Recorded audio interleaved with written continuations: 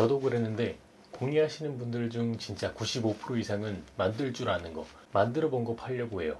근데 팔릴 물건을 팔아야 해요. 그리고 만들어 본 상품도 몇 개 안 되잖아요. 처음 시작하신 분들은 기껏해야 이제 키링, 카드 지갑 하나씩 만들어 봤는데 뭘 팔겠어요. 근데 그 마음을 저도 압니다. 저도 빨리 팔아서 돈 벌고 싶었거든요.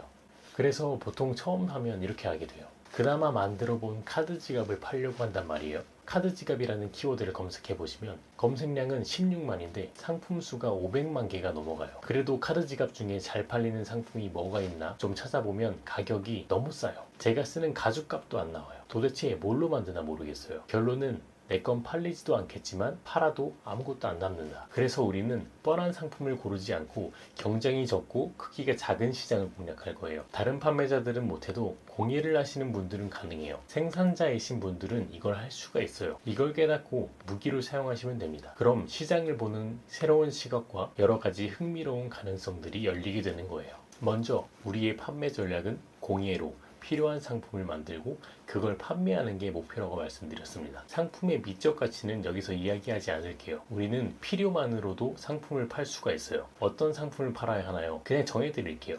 우리는 전자제품 케이스를 만들어 판매할 겁니다. 예를 들면 분명히 쓰는 사람은 있는데 비주류야.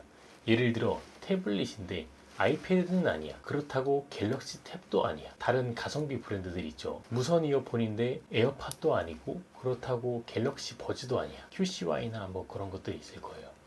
하지만 이런 비주류 상품도 분명히 수요가 있어요. 팔리고 있단 말이죠. 그런데 시장에서 수요가 작다 보니 제대로 된 케이스가 나오지 않아요. 있어도 4,900원짜리 젤리 케이스 같은 거 나오고 그렇단 말이에요. 비주류 상품을 구매하신 분들도 10,000원 안 하는 그런 저렴한 케이스 말고 좀 있어 보이는 케이스 사고 싶단 말이에요. 이런 비슷한 부류의 상품군이 이북 리더기, 전자담배, 외장 배터리, 외장 하드, 휴대용 게임기 그런 것들. 어떤 브랜드가 주류라고 머릿속에서 딱 떠오르지 않는 상품을 찾아보세요. 핵심은 분명히 쓰는 사람은 있는데 좀 비주류라 케이스나 파우치가 없거나 적은 상품. 꼭 케이스 파우치를 하라는 건 아니에요. 관련된 걸 만드시면 됩니다. 이런 상품은 이 전자제품 자체 때문에 검색이 발생해요. 동시에 브랜드 제품이다 보니 검색 결과가 많지는 않아요. 이 키워드를 내 상품의 키워드로 같이 사용함으로써 내 상품도 노출시킬 수 있다는 말입니다.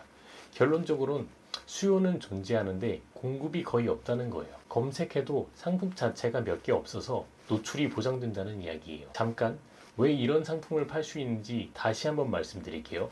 우리는 생산자입니다. 필요한 물건을 만들 수 있는 작은 공장이라는 걸 잊으시면 안 돼요. 예를 들어 새로운 이북 리더기가 출시되었어요. 제품은 출시가 되었는데 판매량이 엄청나진 않아. 그럼 당연하게도 다양한 케이스가 나오지 않습니다. 공장에서 생산해서 판매하기엔 제품 자체의 판매량이 너무 낮은 거예요. 이 정도 팔아서는 마진이 남지 않기 때문에 케이스나 파우치 제품이 나오지 않습니다. 그럼 우리는 여기를 공략하는 거예요. 다품종 소량 생산이 가능하잖아요. 판매량이 엄청 많지는 않더라도 하루에 1개 정도 팔리는 상품은 만들어낼 수 있단 말이에요. 제가 첫 영상에서 말씀드렸던 월 100만 원이요.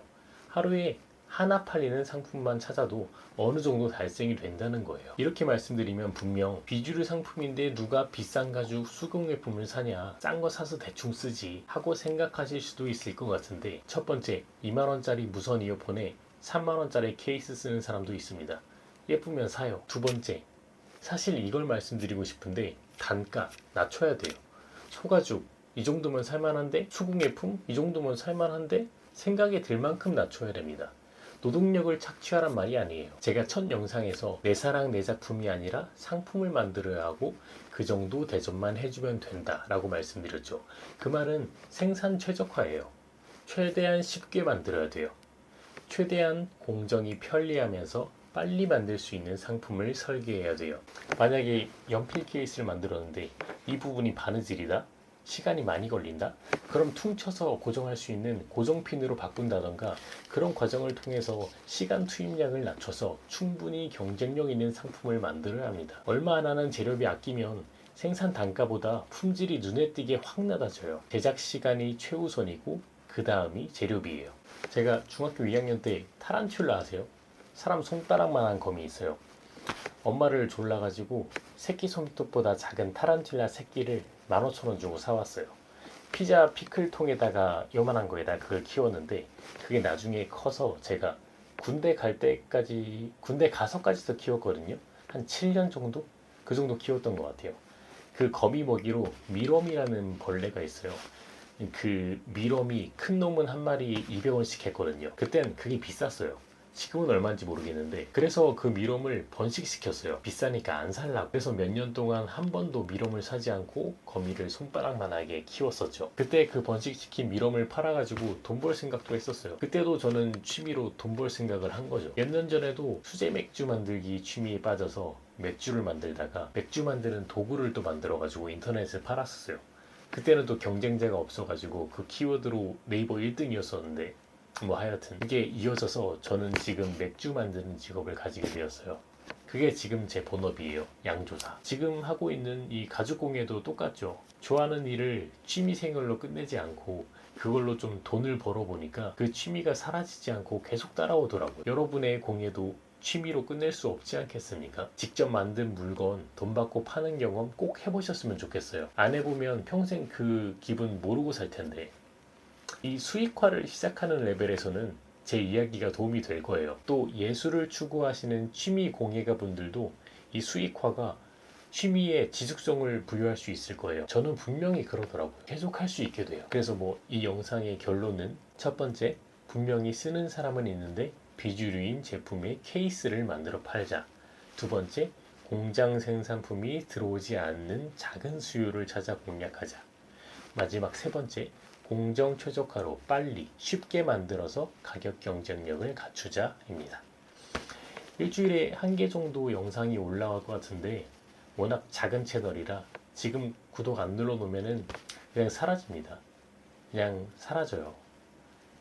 다음 영상에서도 유익한 내용으로 꼭 업로드를 해보겠습니다. 감사합니다.